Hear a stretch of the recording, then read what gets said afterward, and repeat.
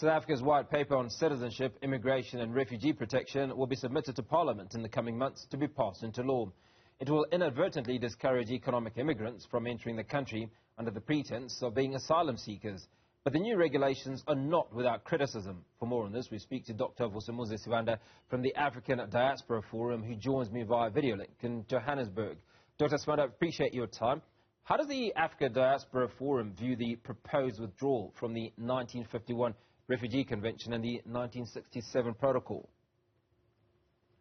Well, good evening and good evening to your listeners. I think the first thing is that you will notice that if you look at the court judgments that we've had from, the Ruta judgments and, all the way back, to 2011, which dealt with the 1951 Convention and the OAU Convention on Asylum Seekers and the movement of people, it is very clear that South Africa's laws, have been commended as progressive considering the problems that Africa is faced with. That is even what Justice Cameron basically said. And a departure from, those, the UN, the 1951 UN Convention and what the minister is seeking is basically a system that is going to be seen as discouraging, a way of treating people in a humane way, which the United Nations has been supporting South Africa by contributing financially to ensure that South Africa is in a position to cater, for these asylum seekers and process them. You'll remember that recently, I think about 965 million was put in by the United Nations towards the processing of asylum seekers. So it isn't as if it's not as if, South Africa is footing the bill of dealing with asylum seekers in the processing. Though, of course, the issue becomes the misinformation that we have, where it appears as if, asylum seekers are solely, a burden, to the economy, which is not necessarily the case.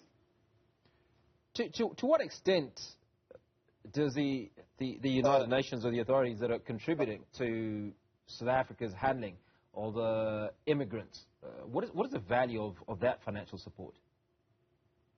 Look, the value of the support is basically to a very huge extent as far as, South Africa is concerned. The relationship is such that there are discussions about, one, the fact that people are not supposed to be put in camps, but they could, basically, work on their own. But the processing and the administrative part of it and, is financed, by the United Nations. And therefore, what basically then happens is that then these people, instead of just sitting and becoming a burden in the economy where they have to be, kept in camps without being productive, South Africa has been progressive like other, developed countries where somebody is allowed to go and work. Yet even in other countries, if South Africa wanted, like what we see happening in the UK and so forth, these people could be provided with accommodation. But this is not what is happening in South Africa, and that comes from that support, the financial support. But instead, these people look for their own accommodation, and they find their own way around by basically living and working on their own. And South Africa has, in its regulations, provided that if somebody, for example, cannot afford to support themselves, they would need to submit that application so that, maybe the government can look into it, because that is financed by the United Nations still.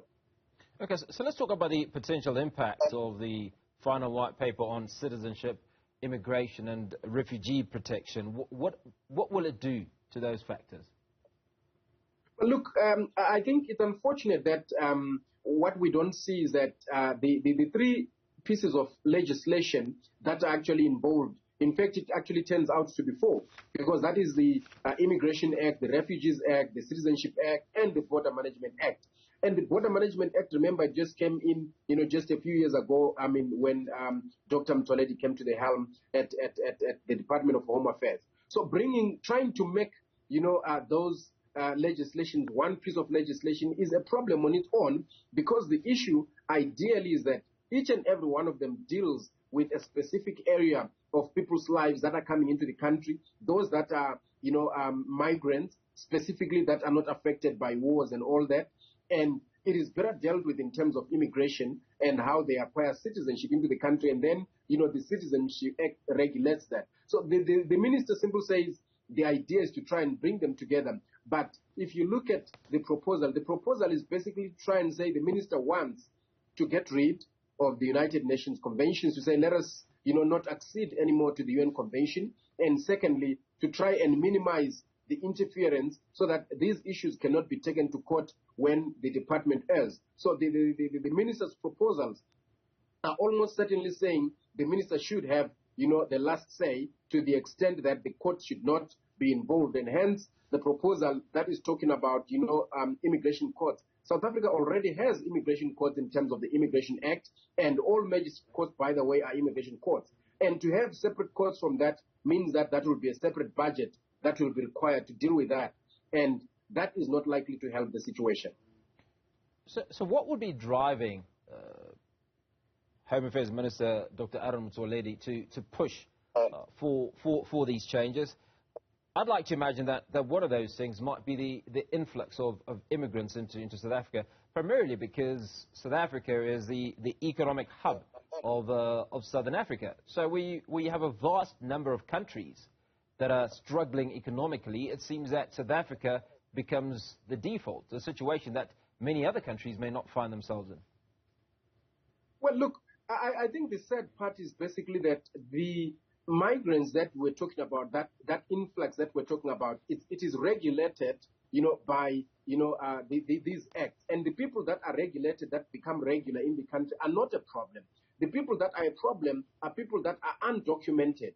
And that bringing together of those 4 pieces of legislation, it is not going to resolve the issue of illegal immigration, not a single day. Because people that are not regular, that are not accounted for anywhere else, are going to continue coming into South Africa. That is an issue that has got to be looked at in broad terms, in terms of,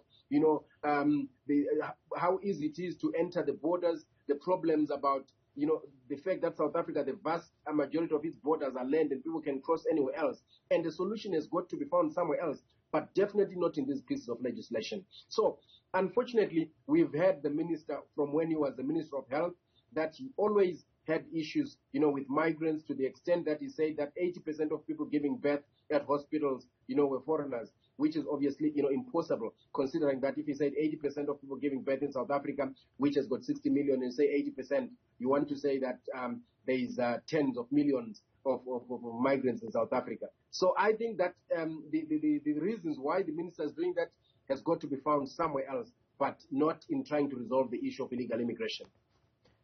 So let's talk about what the African Diaspora Forum is going to do in order to fight this. What we've known in the past is that the various organizations or various civil movements have taken Dr. Aaron Motsoaledi to court, for instance, in the Zimbabwe exemption permit scenario, and have won these cases. Is it something that you are going to stand up against, that you're going to fight? Has it reached the place where it now becomes irreversible?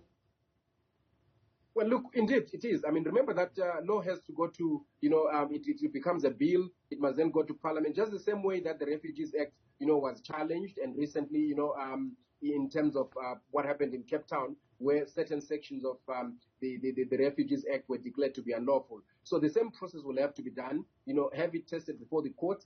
And there is no law that I think can, be said to be above the courts, that the courts should not have a saying on them. So definitely, we're looking at that. If it is passed, then that will be done, because remember, there were also submissions that were made and the minister ignored them and had made already, some disclaimer about organizations contributing to that. So definitely, steps to that effect are going to be taken.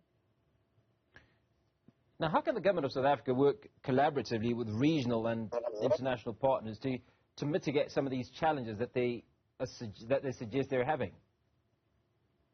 Well, the government of South Africa needs to accept, that there are political instabilities that are born of poor, governance, and it needs to speak out very clearly, with, the various, governments, to make sure that at least there is stability, there is a democracy and constitutionalism, which is going to stop the influx of people coming into South Africa. If it decides to keep quiet, it becomes a victim, because all those people decide to come to where it's more stable and economically viable. Well, Dr. Sibanda, we must talk about the upcoming election, because for all intents and purposes, there might be a new government that might view this a little bit differently. Has it gotten to a place where it cannot be amended? If a different government comes into power that looks at issues differently, are they likely to treat this white paper the same? Well, I actually think that the minister, even when he's done it, he is aware of the fact that there is a likelihood that there is going to be a change in government, and as a result, that's why it's closer to elections. And the bill might not even go any further because there is quite a lot of opposition parties that are not very happy with this particular position and stance because it tends to alienate South Africa, from quite a number of countries and target, migrants, unfairly. So the likelihood is that, these elections are going to change that. And even if, ANC does retain a good number of, seats, Minister Mtsoaledi might not come back to that particular, ministry, and there is a likelihood that it might not be pushed any further. We have seen many white papers in the past, but they have not